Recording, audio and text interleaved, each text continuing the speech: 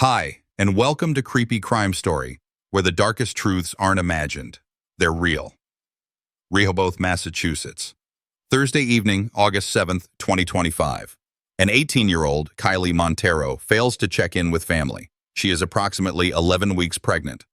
Last known area, the County Street corridor. No confirmed sightings after late afternoon. No 911 call on record. In cases like this, you start with the clock and the map, and both are small. Patrol units conduct an immediate canvass. K-9 teams work the roadside easements and woodline breaks. Detectives request residential doorbell footage and any exterior camera views that track a young woman on foot or in a vehicle within a narrow window. A missing person bulletin goes out.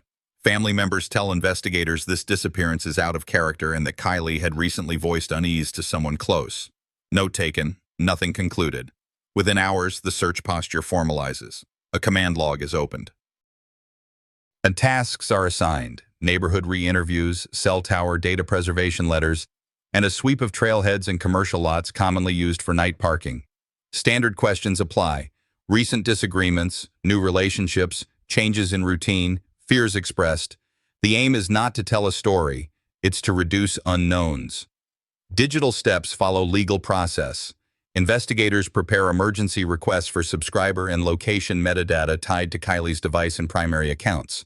If a phone is inactive or geofenced data is minimal, that becomes a finding too.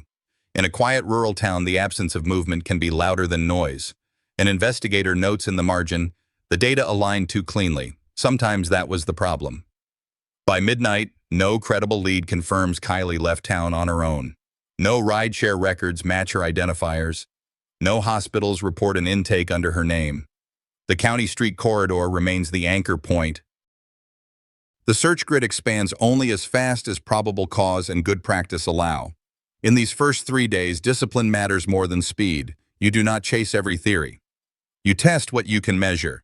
The human element is documented but contained. Friends describe a young woman balancing plans and pressure. Family asks for privacy and help. For the file, that means contact lists, message timestamps, and a verified last known outfit.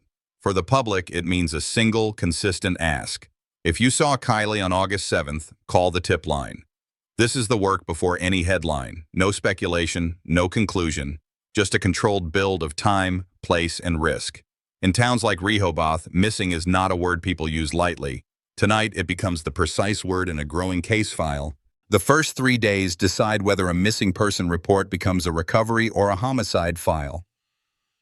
In Rehoboth, Massachusetts, the clock on August 7th, 2025, starts with a narrow corridor on County Street and an 18-year-old, Kylie Montero, approximately 11 weeks pregnant, who does not come home. There is no confirmed 911 call. There is no identified scene. The job is to build one from time, movement, and corroboration. Command is formalized before midnight. A supervisor assigns tracks, ground search, neighborhood canvass, digital preservation, and camera acquisition. Patrol officers re-walk the last known segment in both directions, logging plate numbers on vehicles that haven't moved and marking any footpaths that cut through to side roads or fields. K-9 teams work the verges and culverts for scent continuity. Handlers record wind and temperature because those variables matter in later reports. The canvass team moves house to house for doorbell footage between late afternoon and early evening, asking for any clip that captures a young woman matching Kylie's description on foot or getting into a vehicle. Residents get a direct number and a time window. Evidence control gets the original files, not phone-recorded copies. Detectives open with the basics that solve most cases: last calls, last texts, last verifiable sighting. Emergency preservation letters go to carriers for subscriber and location metadata on Kylie's device and primary accounts. If the handset shows inactivity after a specific minute, that's captured on the timeline board as a negative event. Important, but not a conclusion. Investigators also request retention on nearby devices that routinely interact with hers, a standard step when mapping communication patterns. In towns like Rehoboth, cameras are fewer than in cities, so phone metadata often becomes the quickest way to test claims about time and place. By morning, the search grid expands in controlled rings, first ditches and culverts, then trailheads, then parking turnoffs where cars can sit unnoticed overnight. A sergeant assigns 2 detectives to hospitals and urgent care centers to check for any intake under Kylie's name, alias, or Jane Doe with matching age and condition.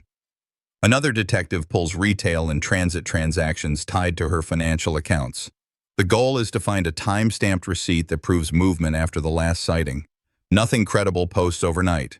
Interviews start with family and the friend who last exchanged messages. Statements are recorded, time-stamped, and cross-checked against phone activity logs as they come in. A note enters the log. Kylie had expressed unease to someone close in recent days. That is context, not verdict. Standard questions follow. Any recent conflicts, new relationships, transportation access, or plans to meet someone? When answers are vague or conflicting, detectives don't argue. They document and ask for corroboration. An investigator writes in the margin, "The data aligned too cleanly." Sometimes that was the problem.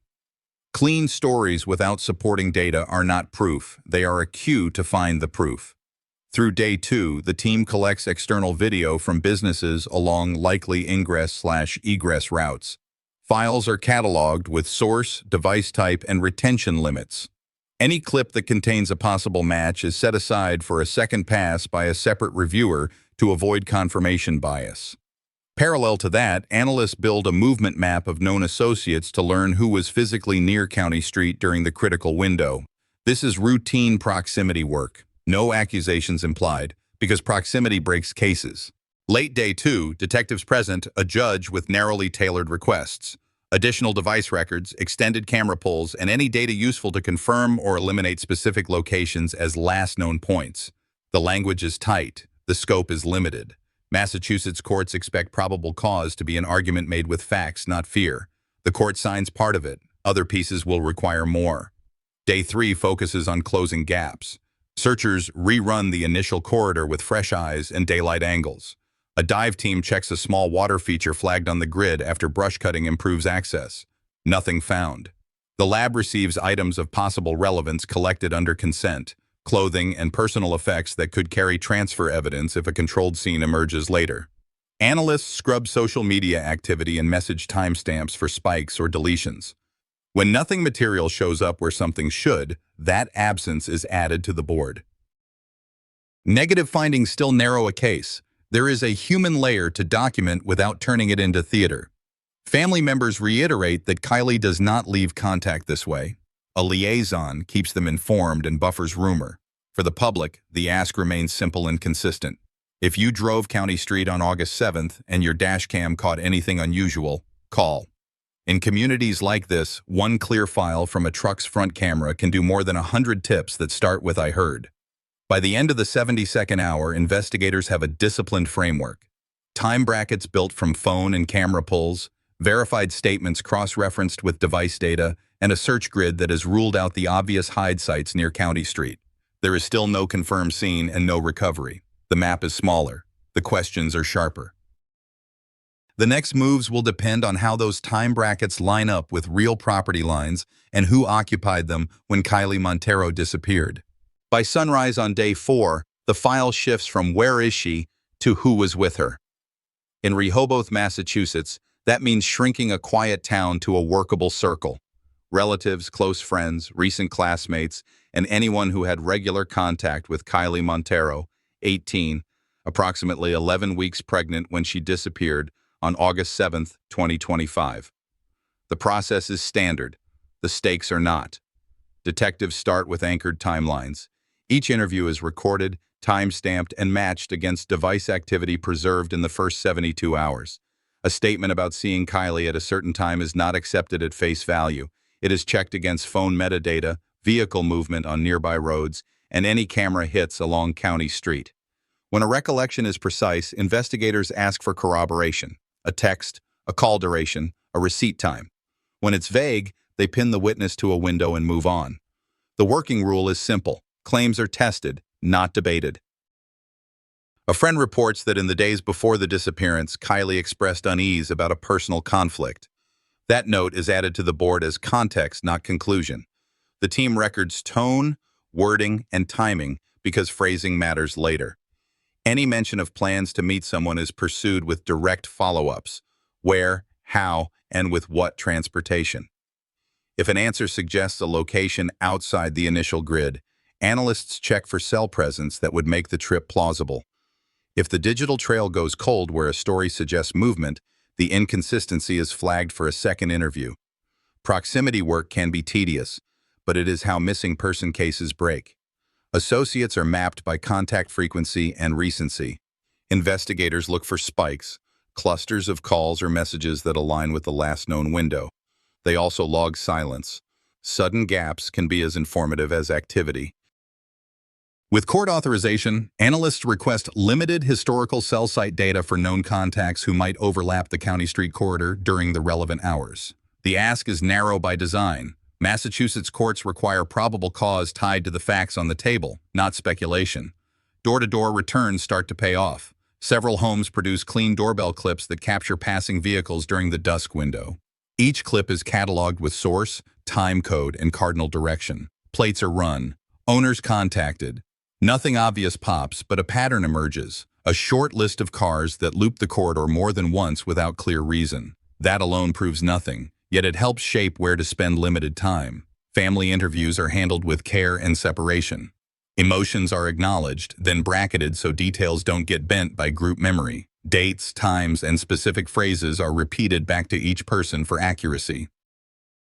Items that can be surrendered by consent, recent notes, schedules, and printed photos that confirm clothing or accessories are collected and signed into evidence. Those details become anchors for later identification work if the case pivots in that direction. By afternoon, the team conducts targeted re-interviews. Inconsistencies are presented neutrally.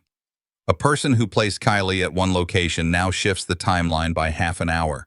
The change is documented and compared against the phone log. Another person recalls hearing about a plan to pick up food. Financial checks show no matching purchase. That doesn't kill the claim. Cash exists, but it lowers its weight. The data align too cleanly. Sometimes that was the problem, an investigator notes again, this time after reviewing two statements that sound rehearsed. Analysts compile a proximity chart. Who had reason to be near County Street on August 7th, who says they were, and whose devices or vehicles can support that. The chart is not an accusation. It's a triage tool. 3 addresses fall within a tight overlap of interest based on recurring names and travel routes. None is labeled a crime scene. None is searched yet. But this is how maps become warrants, by assembling facts that justify the next step. Through all of it, Kylie is kept at the center of the file, not as an abstraction, but as a reason to be precise. The liaison updates the family with what can be shared and holds back what would compromise the work. A single public message goes out through the department. If your camera faces County Street and you have not checked August 7th, please do. Even a partial plate or a reflection in glass can move a case. In towns like this, cooperation is not decoration. It is evidence. As the day closes, the board shows fewer arrows and clearer blocks of time. There is still no confirmed scene and no recovery. But the circle of proximity is no longer a circle. It's a set of addresses, names, and windows that meet the standard to ask a judge for more. The next move will not be broad. It will be specific. The file now has enough weight to move from broad search to targeted action. The aim is narrow. Convert time blocks and proximity overlaps into lawful authority to enter specific places and collect specific evidence. In Rehoboth, Massachusetts, that starts with a clean affidavit. Dates, times, sources, and why the next steps are necessary. Detectives begin by reconciling 3 inputs that rarely lie when viewed together. Preserved device metadata from August 7th, 2025, camera captures along the County Street corridor, and sworn statements from people in Kylie Montero's orbit. Each line is labeled and time-stamped. If a witness places Kylie in one direction at 6:18 p.m., analysts test that claim against any camera lens pointed that way and any handset pings that would make such travel possible. When a statement can't be confirmed, it is not discarded. It is parked and supported with the exact sentence used, so a judge can see how the claim was recorded. The packet's core is the movement board. Analysts build it like a ledger.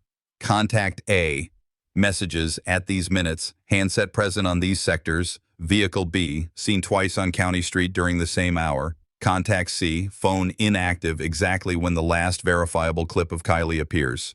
The team highlights overlap, not speculation. Overlap is how probable cause is built without guessing. In towns like this, you cannot afford sloppy arguments. A bad warrant can poison good evidence. Before any judge sees the draft, supervisors run an internal legality check. Scope must match objective need. The request cannot be search everything. It must be search these rooms, outbuildings, and exterior grounds described by boundary for items reasonably connected to a missing person whose last known movement aligns with this location and these times. The item list is practical. Clothing consistent with Kylie's last known outfit, personal effects identified by family, digital devices that could store communications tied to the August 7th window, and any physical trace that would indicate injury or concealment. This is not a fishing expedition. It is a controlled ask that tells the court exactly what investigators expect to find and why. Parallel to the property request, the team pursues limited additional device records for a short roster of associated numbers. The purpose is to tighten the brackets already on the board, not to start a new story. One handset appears to move in a way that intersects the corridor at times relevant to Kylie's disappearance. Another goes dark near a rural cross street and reappears an hour later. These are not conclusions, but when tied to the camera loop of vehicles cycling County Street, they become persuasive context. The data align too cleanly. Sometimes that was the problem, a senior investigator notes, and the line lands not as drama, but as a warning to keep the affidavit factual. Interview teams return to key witnesses with targeted questions designed to fix times, not feelings. A person who originally recalled early evening is now asked to look at a phone photo's metadata or a receipt timestamp. If the new anchor moves their estimate by 20 minutes, that movement is captured in a supplemental form, signed, and logged. Another witness, who gave a confident route description, is asked to draw it. The map is kept with the statement so the judge can see that the route matches or does not match known camera angles. When someone refuses a clarifying detail, that refusal is documented without commentary. The case will live or die on the record, not the attitude in the room. With the packet ready, the lead detective and an assistant district attorney walk a judge through the request. The presentation is restrained. It lays out why the missing person posture has escalated and how the facts justify a limited search of property tied by relationship and movement to the last known window. The judge asks about contamination risk and chain of custody. The team explains perimeter control, a two-ring approach for outdoor areas, evidence logs at entry and exit, and immediate lab submission protocols for anything with potential biological or trace value. The judge signs. Authority is now in writing. Execution is scheduled quickly, but not chaotically. A briefing assigns roles: entry, scene log, exterior grid, photographer, evidence technician, and a runner to the command post. Neighbors are notified only as necessary. Media are kept at distance. The goal is to preserve whatever truth exists on the ground before word of mouth gets there first.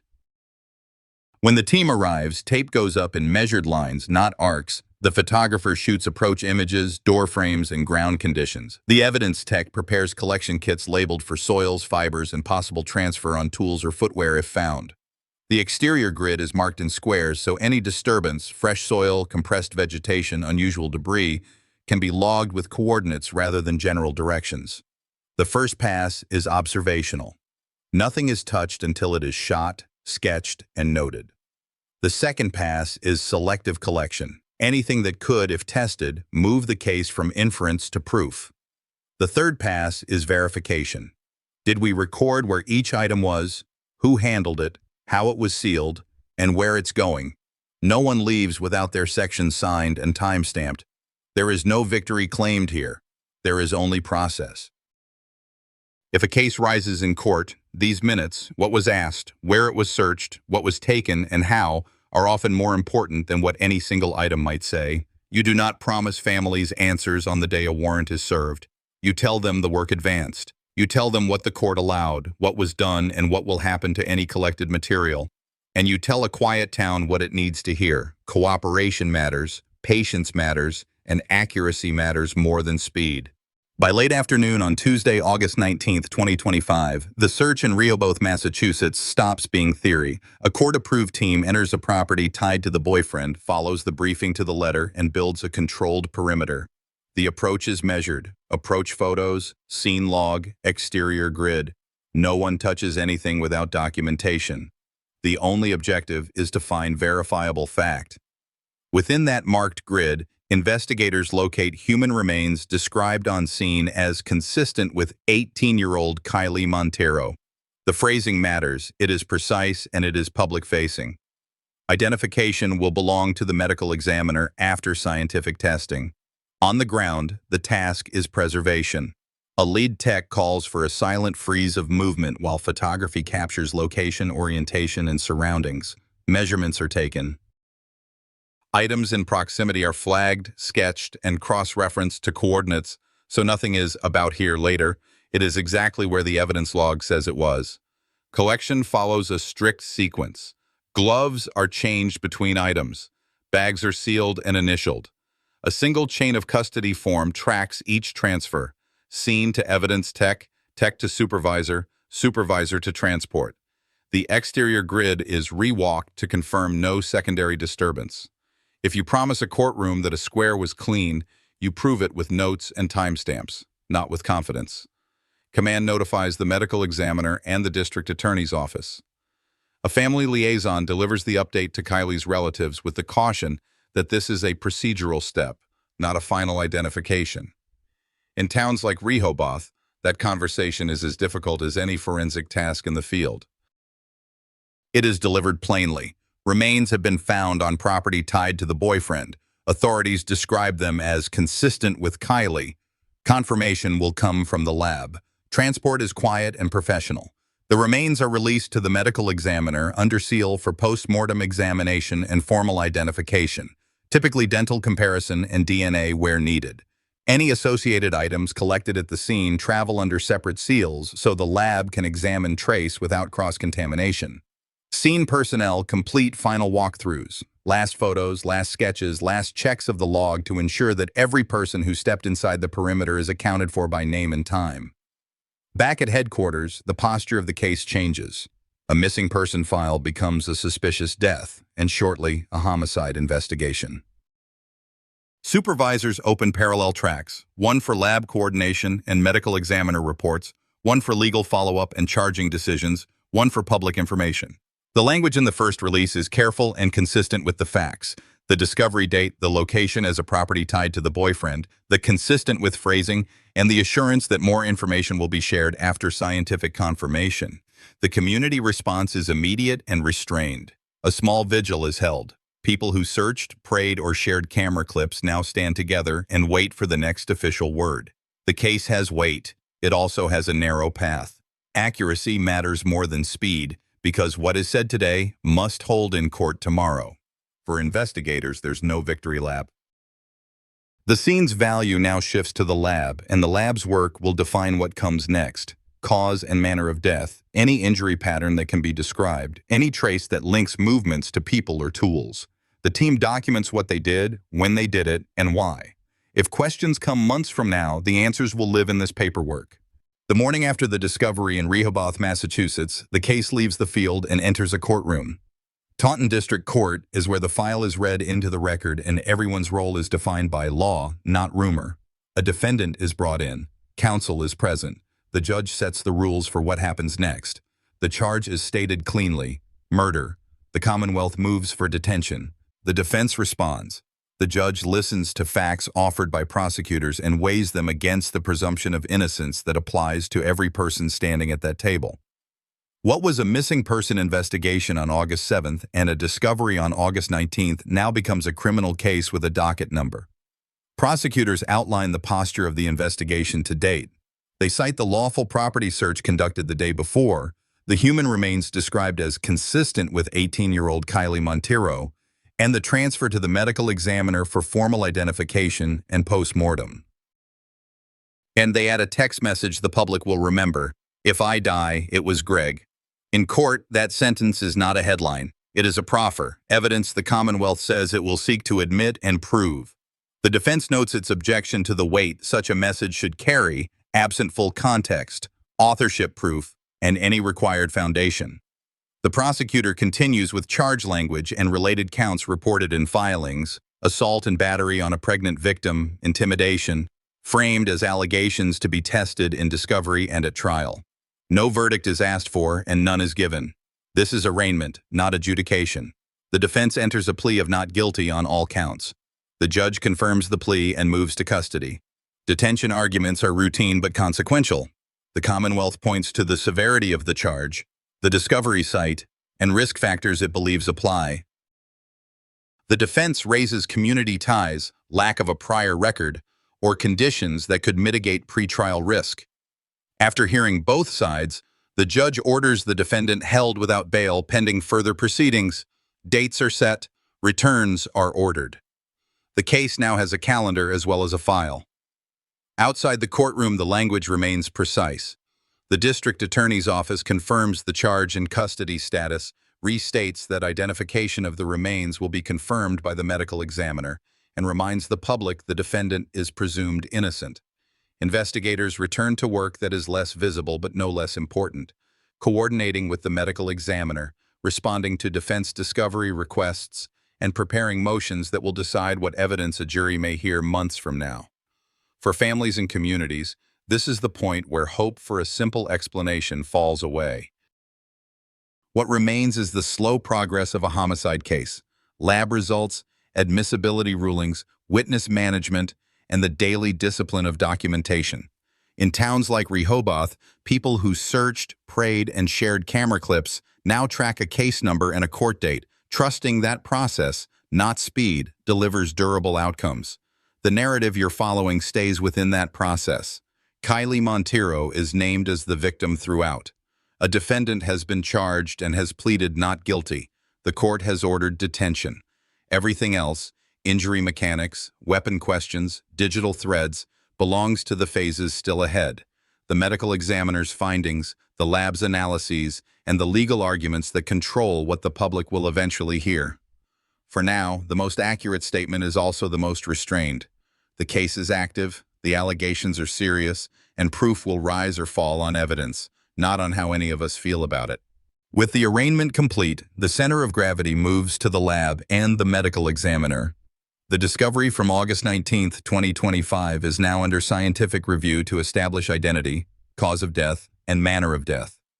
Identification begins with dental comparison against known records. If needed, DNA confirmation follows using a familial reference collected by consent. The language remains precise until results are certified. Consistent with is not a shortcut, it's a placeholder the science will either confirm or correct.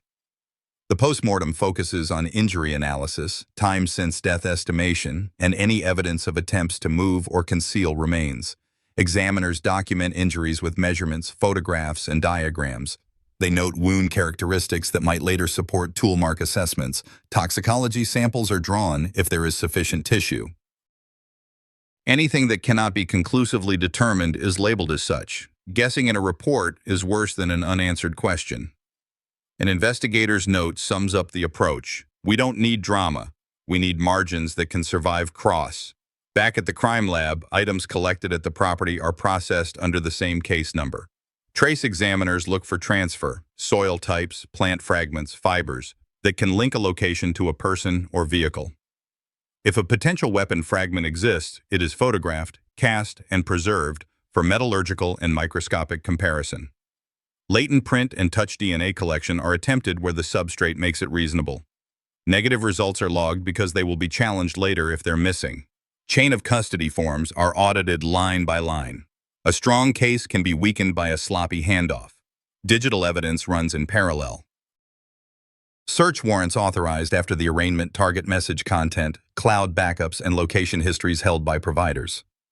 Analysts reconstruct the communication timeline surrounding August 7th and the days before it. If a device shows gaps, they document whether the absence is consistent with battery loss, airplane mode, or deliberate toggling. If a message like, "If I die, it was Greg," is to be offered at trial, the government will have to establish authorship, timestamp validity, and context through metadata and the recipient's testimony. Defense will test every step. That is how it should be.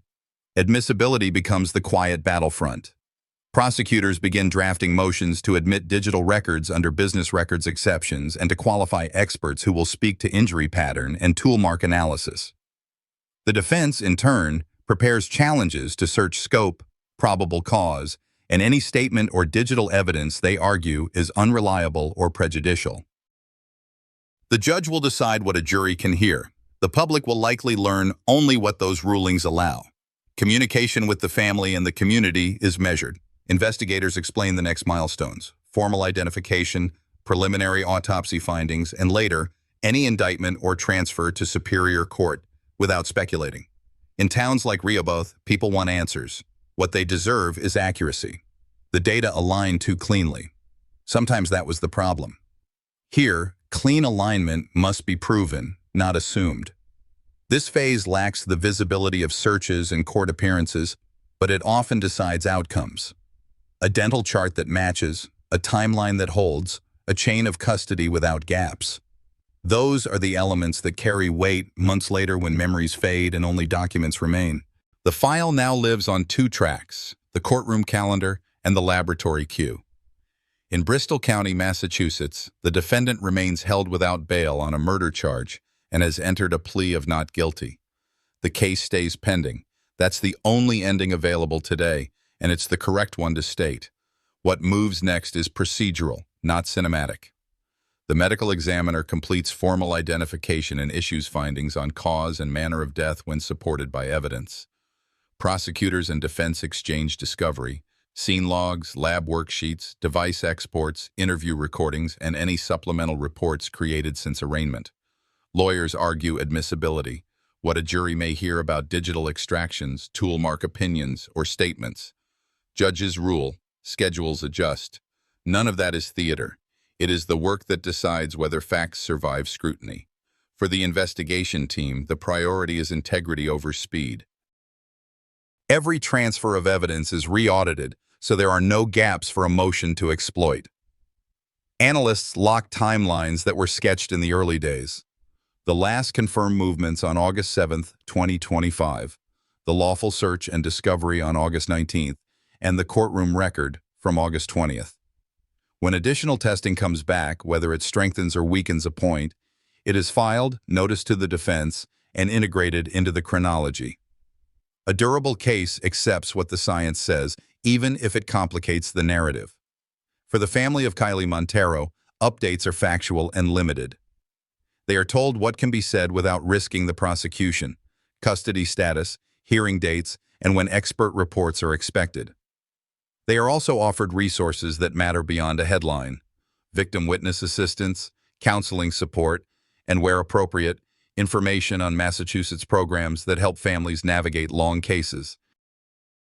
Communities like Rehoboth respond in practical ways: quiet vigils, compliance with lawful records requests, and a steady refusal to amplify rumor over record. That restraint helps more than most people realize. There's a public lesson here that doesn't require preaching. When someone reports fear or escalating conflict, the data trail they leave, messages, location histories, check-ins, can become life-saving documentation. When neighbors check cameras and turn in files, a missing person search turns into a map with proof points instead of guesses. And when a case enters court, the presumption of innocence and rules of evidence protect everyone: defendants, victims, and the public's trust. It's not about a motionless process. It's about outcomes that last. We close where the record is strongest. Rehoboth, Massachusetts, August 7th, 2025, a disappearance. August 19th, 2025, a court-authorized search on property tied to the boyfriend and the discovery of human remains publicly described as consistent with Kylie. August 20th, 2025, arraignment in Taunton District Court, murder charged, not guilty plea, held without bail.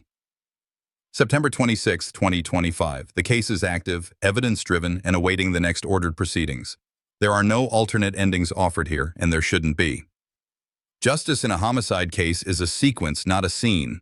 I'm closing this case file with one reminder: Safety isn't drama, it's data. If someone says they feel unsafe, believe them, save the messages, and reach out. In towns like ours, neighbors and one clear video clip can change an outcome. Due process matters too. It's how justice lasts. What did this story make you rethink? Boundaries, bystander action, or how you document risk? Drop your thoughts below and tell me where you're watching from. If this hit or missed, say why. And if you want more real cases told straight, subscribe to the channel and stay with us for the next story.